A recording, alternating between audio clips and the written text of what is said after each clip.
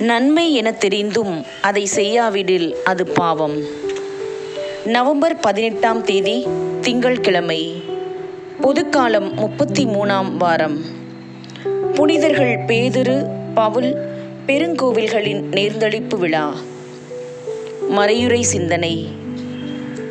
நன்மை எனத் தெரிந்தும் அதை செய்யாவிடில் அது பாவம் என்கிறார் திருத்தூதர் யாக்கோபு. நம் வாழ்வியல் அணுகுமுறைகளை நாம் பார்க்கின்ற பொழுது எவ்வளவு தூரம் நாம் நன்மைகளை செய்ய முற்படுகின்றோம். நம் மனம் செய்ய தூண்டினாலும் நம் எண்ணங்கள் அதற்கு வழிவிடாமல் சுயநலத்திற்குள் தள்ளப்படுகிறோம்.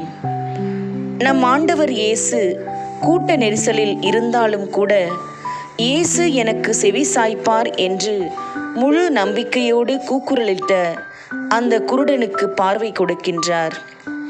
அதே செயல்பாட்டை தான் நம்மிடமும் இருக்க வேண்டும் என்று இயேசு எதிர்பார்க்கிறார்.